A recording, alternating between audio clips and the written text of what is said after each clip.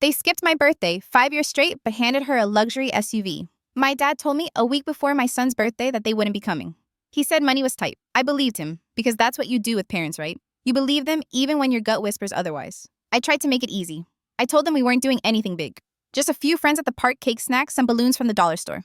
My son never asked for much. He only wanted his grandparents there. I even told them they didn't need to bring a gift. Just show up, drink some coffee, be part of the day. Mom sent me a thumbs up emoji. Dad's text said, "We'll see." I told myself not to get my hopes up. The morning of the party, my son sat at the table eating cereal, debating whether he should bring his scooter to the park. He was humming, clutching the birthday card he'd drawn for my dad, crayons, cricket hearts, 10 years old, and still drawing love like it was infinite. Out of habit, I opened Instagram, and there it was, my sister's live stream. The first thing I saw was a bounce house, bright red and blue, bigger than anything I'd ever rented in my life. Children screamed with joy inside it. The camera panned, and there was my dad grinning, carrying a tray of cupcakes with custom toppers from my nephew's favorite cartoon. My mom was stringing decorations, arranging gifts stacked higher than her shoulders. Clowns, a magician, face painting, even one of those photo booths with silly props. It looked like a Pinterest dream. My chest froze. My hands went cold. My son leaned over my shoulder, eyes wide. "Mom, is that Grandma and Grandpa's house?" His voice was so small. I swallowed hard. "Yes, sweetheart, it is." He went quiet. Then came the question I'll never forget. "Don't they need me?" It broke me. Because how do you explain to a child that love can be uneven? That sometimes the people you trust most measure worth in noise and favorites and who they decide is easier to leave out. I locked my phone, set it face down. My hands trembled, not from anger yet, but from something colder. A dawning clarity. This wasn't carelessness. This was deliberate. At the park, my husband tried to keep the mood alive. He grilled hot dogs, played music, got the kids laughing. But I was somewhere else, stuck replaying that live stream, seeing the cupcakes, the clowns, the mountain of gifts my son didn't get. I kept thinking about all the birthdays before every time we'd driven across town, so my parents wouldn't have to every sacrifice we made to include them. And the thousands of dollars we'd poured quietly into keeping their rent, paid their groceries, stocked my sister's car running, while their loyalty went over and over to her children. Ask yourself, what would you do if your son sat across from you on his birthday, asking why his grandparents didn't need him? Would you swallow it one more time? Or would something inside you finally snap? That night, when the guests were gone and the cake was half eaten in the fridge, I sat at my laptop staring at a digital rent check. The one we've been sending to my parents' landlord every month for over 3 years. $950 like clockwork. My finger hovered over the screen capture button. I knew in that moment I was done. Sacrifice has a way of disguising itself. It never comes knocking and says, "You're about to lose years of your life." It shows up as a phone call, a sigh in your mother's voice, a promise that it's just this once. 3 years earlier, that's exactly how it started. My mom called in the middle of winter. I still remember the sound of her voice, frayed and urgent. "Nikki, if the rent doesn't get paid, we'll get a notice next week. Just this once. We'll figure it out after that." I was younger then, still believing that family debt was the kind you paid without question. My husband and I had just started getting on our feet. We had a savings plan, a little cushion for emergencies. And in one call, I let it all reroute toward them. Just this once became 36 times. Month after month, $950 left our account. Some months, it was even more when Mom said the car needed fixing, when my sister's boys needed dental work, when groceries got too expensive this week. Each plea came wrapped in guilt, and I swallowed it whole. I told myself I was helping, that I was doing what a daughter should, but helping turned into hemorrhaging, and somewhere along the way, I vanished in their story. My sister's kids had bounce houses and magicians. My son had quiet birthdays and secondhand bikes. At family dinners, no one mentioned the payments. Not once. My dad carved the roast, Mom poured the wine, Elise smiled and told stories about her twins. I sat there invisible, nodding along, wondering if any of them remembered the numbers bleeding out of my bank account. I used to open my banking app and feel my chest tighten. My hands would shake as I scrolled past the auto-deducted line. My husband would notice me go quiet, but he never pushed. He carried the silence with me because he knew I wasn't ready to break it. And every time I considered stopping, I'd think of their faces the way my mom could make fear sound like love. "You're our steady one, Nikki. We know we can count on you," as if dependability were the same as devotion. Ask yourself, what would you do if the people who raised you trained you to be invisible by rewarding your silence? Would you keep bleeding out, hoping one day they'd notice? Or would you finally say enough? By the time my son turned 10, the math was impossible to ignore. Over $34,000 had left our account in 3 years. No thank yous, no acknowledgement, just expectation. And then the Instagram stream hit me like a freight train. Clowns, cupcakes, joy for the children who already had everything. My son's whisper, "Don't they need me?" cut through the fog. That night, I realized silence was its own kind of lie. And I was done lying. After the park, after the guests left, after I tucked my son into bed with his cricket heart birthday card still on the nightstand, I opened my laptop. The rent check PDF glared back at me. $950 paid by us every month for 3 years. I took a screenshot, attached it to a new email, and typed 3 words in the subject line, "Return to sender." My finger hovered trembling. Then I hit send. No thunderclap, no explosion. Just the soft hum of the fridge and the click of the sent folder. For the first time in years, I felt like I'd chosen myself. Morning came with cereal bowls and mismatched socks. My son hummed while building a Lego tower. Then the knocking started. Hard, relentless. My phone buzzed on the counter, missed calls from mom and dad stacking like dominoes. I muted it. The pounding grew louder, metal scraping metal. My stomach dropped. They were trying a key. They still had it. Years ago, when my son was a baby, they insisted on having an emergency key. I never asked for it back. That was my mistake. The door jolted against the chain with a sharp clang. Nicole, my dad's voice called. Firm, expectant. We need to talk. Open the door. My husband crossed his arms beside me. We shared a look. This wasn't a request. It was a demand. I unlatched the main lock, but left the chain on opening the door just wide enough to see them. They looked awkward on my porch like strangers who'd shown up uninvited. Mom clutched a pink pastry box, the kind you grab when you're guilty, and don't know what else to bring. Dad stared at the ground. Money's tight, he began quickly. Yesterday was just poor timing. Poor timing, I asked. You threw a carnival. It wasn't a party, he said. Just a little back-to-school thing for the boys. I felt heat rise up my throat. My son saw your live stream. He asked if you needed him. He thought he failed your love? Mom's voice softened into that practiced concern. Honey, don't be dramatic. We would have come if what I snapped. If Elise hadn't booked clowns first, if you had leftover energy after showering her kids with gifts. She flinched. This isn't about favorites. You know we love you. You know we love him. Love shows up, I said flatly. Dad's jaw tightened.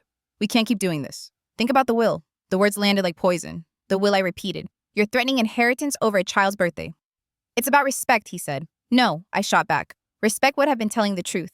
Respect would have been not letting me pay your rent while you threw parties with magicians and bounce houses. Mom shook her head. You're too sensitive, Nicole. You always have been. I almost laughed. Sensitive was their favorite weapon. This time, I didn't flinch. I'm not sensitive. I'm done. My son's footsteps patted behind me.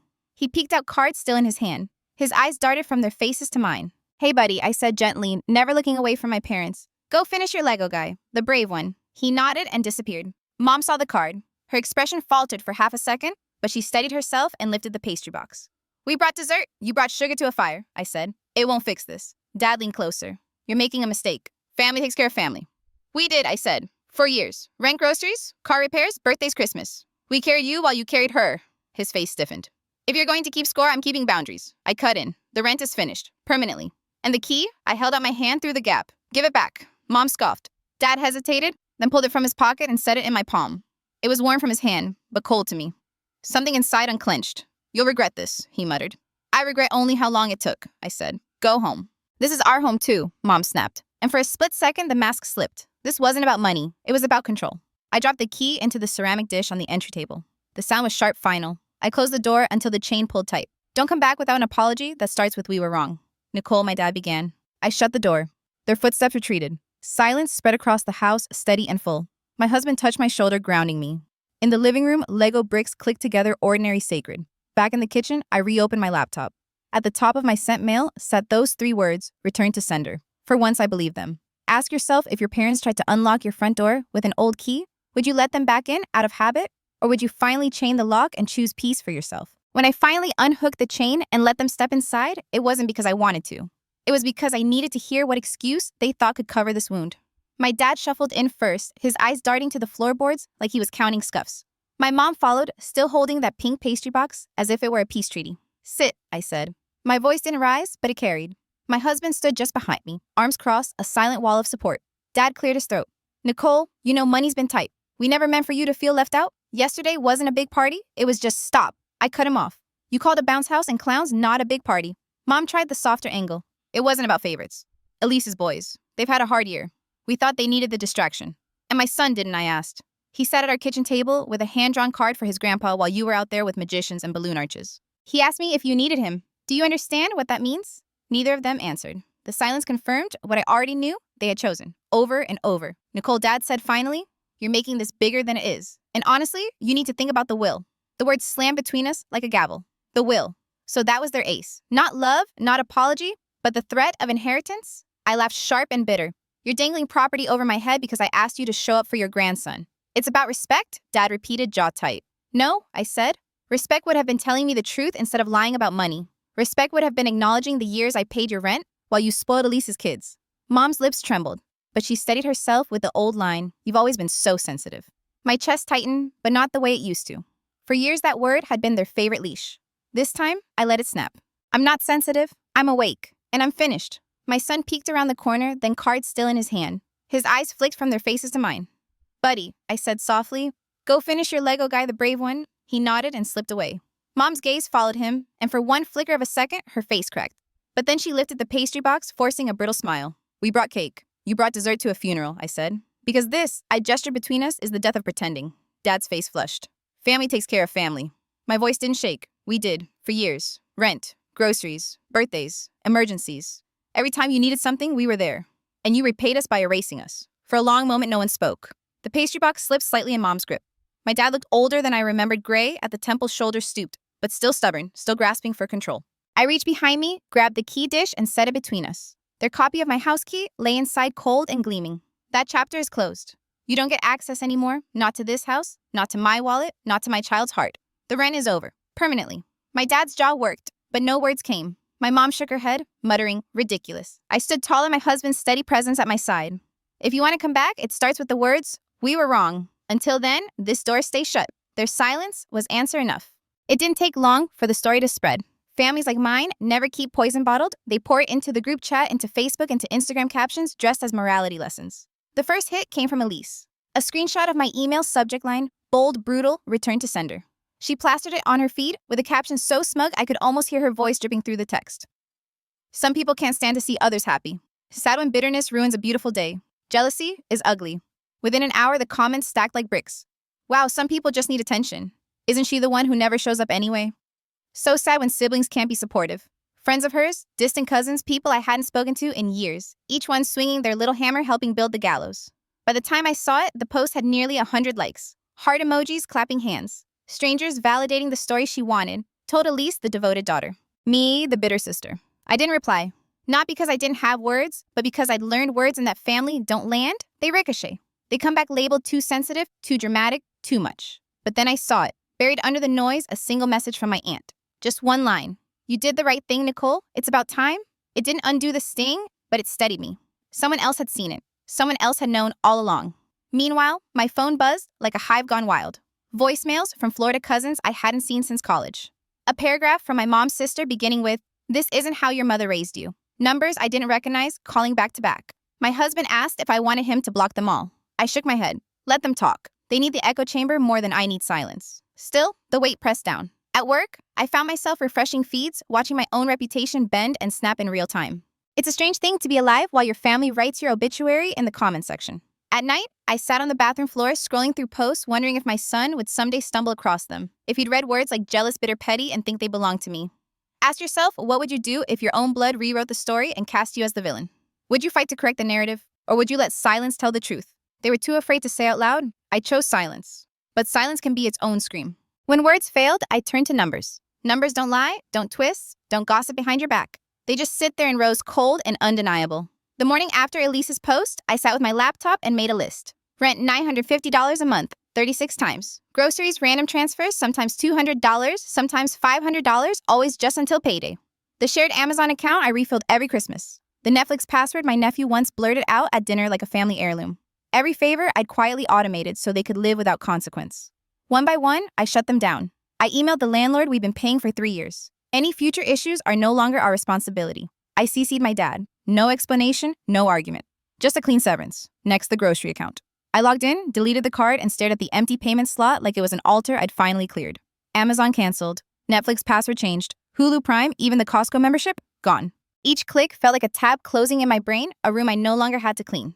My phone buzzed with angry texts. Are you serious? The boys need those groceries? This is cruel. I muted them all. That afternoon, my son came home from school with a drawing folded in his backpack. 3 stick figures under a tree, a cake between us. In the corner, written in crooked letters, "The best birthday." I asked if he wanted to hang it on the fridge. He shook his head. "No, Mom. It's just for me." Something cracked in me, then not from pain, but from clarity. He didn't need bounce houses or magicians. He needed presents. Ours, mine. And maybe that was enough. Later that night, I sat beside my husband, scrolling through old emails. Receipts, proof. The kind of evidence I used to keep as insurance, afraid I'd forget what was real. He looked over my shoulder, then closed the laptop gently. "It's done," he said. "You don't need to prove it anymore." But part of me still did, not to them. To myself. To remind the girl inside me that sacrifice is not the same thing as love. Ask yourself, how many tabs are still open in your life? Bleeding energy you didn't agree to give. What would it take to start closing them? That week, I learned freedom. Sometimes looks like clicking log out. By Thursday, Elise dropped the bomb. A Facebook status dripping with self-righteousness. I no longer have a sister. I'm done with people who hold money over family and can't be happy for others. Boundaries. The word boundaries nearly made me choke. For 3 years, I had been the one carrying them financially, emotionally, silently. Yet here she was, recasting herself as the brave protector. The reactions poured in. Hearts clapping emojis, a chorus of validation. Proud of you for standing up for your family. Some people are just jealous. You don't need negativity in your life. I scrolled through it all, my stomach souring. Strangers believing her version. Relatives clapping from the sidelines. It's a surreal kind of death to watch your own name buried under other people's stories. I shut the app, opened it again, shut it. Eventually, I went to the bathroom, locked the door, and sat on the closed toilet lid. I cried quietly, 10 minutes, maybe 15. Not wailing. Just a slow leak of everything I'd swallowed. When I came out, my husband was leaning against the hallway wall like a lighthouse, steady wordless. He just held up a takeout menu. Pizza or Chinese, I whispered. And that was enough. Later, while he switched laundry, I opened the drawer I usually avoided. Old letters, receipts, scraps of forgotten life. Buried under it all, a manila folder labeled in his handwriting. Family support, running total. I carried it to the table. Inside was a spreadsheet. Column after column of numbers that felt heavier than any accusation. Parents' rent, $950, 36 months. East, $34,200. Groceries and gas spot money, $3,700 plus. Car repair for a lease, $1,100. Moving help loan, never repaid, $5,000. Birthday and holiday extras, $1,800. Emergency dental dad, $900. Streaming accounts, $700 plus. The subtotal over $47,000 in 3 years. I stared at it until the numbers blurred. We hadn't just helped, we had bankrolled their lives. Ask yourself, what would you feel first? Rage at the betrayal, shame for letting it happen, relief that you're not crazy after all. I felt all three tangled together. My husband came back, saw the total, and just shook his head. We were generous, he said. His tone wasn't bitter, just factual. They were something else, I replied. I flipped through old texts with Mom. Over and over, the same phrase appeared like a chant. Just this once. 36 times to be exact. A mantra of manipulation. That night, Elise's status climbed past 100 likes. More comments rolled in. Blood is blood. She'll regret this. When people show you who they are, believe them. They didn't know, I already had. I had believed my parents when they skipped my son's birthday. Believed Elise when she made my sacrifice sound like greed. Believed the numbers in front of me when they tallied 47,000 reasons to walk away. My phone buzzed again, this time. A cousin from Florida. You're being childish. Family sacrifices. Your mother's devastated. I typed, we sacrifice too, then deleted it. Some truths don't belong in texts. Instead, I muted the thread, made myself tea, and stared at the spreadsheet again. Not as evidence for them, they'd never read it. As evidence for me. Proof that I hadn't imagined the drain that my exhaustion had receipts. For the first time in years, the math was on my side. It was Friday morning when the message appeared in my inbox, disguised as something ordinary. The sender's name was unfamiliar Trish daycare manager. Subject line, emergency contact. She wrote that Elise had listed me as backup for her twins. Their payment had bounced. Calls went unanswered. Could I step in? I stared at the screen heat rising up my neck. After everything, my name was still the one scribbled in the margins of their emergencies. I typed back quickly, I'm no longer in contact with my sister. Please remove me from your list. I hit send. My chest felt tight but steady. An hour later, my phone buzzed again. This time, it was from Elise herself. No long paragraphs, no rant. Just 2 photos. The first, a receipt for a storage unit, 3 months prepaid, our parents' names on it. The address was across town, proof they were already moving their lives into boxes. The second photo was harder to process. A sheet of yellowed paper crumpled and creased. My father's handwriting slanted and uneven, the kind he used for birthday cards and grocery lists. The photo cut off halfway, but the opening lines were clear, Nicole. If this is goodbye, then there's something you should know. Your sister's first birthday, we couldn't afford gifts for both of you. We chose her, and we kept choosing. My blood went cold. For years, I told myself they were oblivious, careless, blind to the imbalance. But here it was, in ink deliberate. They noticed. They just didn't care enough to stop. I wanted to put the phone down, but I couldn't. My fingers swiped automatically, pulling up the second half of the photo. We didn't choose her because she needed more. We chose her because you asked for less. You were quiet, easy, you never complained. That made it simple to keep giving to the one who made noise. That doesn't make it right. It makes us selfish, lazy. And I'm sorry. I should have said these words years ago. I thought there would be time. No signature. Just those lines ending abruptly like a sentence abandoned mid-breath. I sat at the table, the phone heavy in my hand. My husband walked in, saw my face, and didn't ask right away. He just set down 2 mugs of coffee.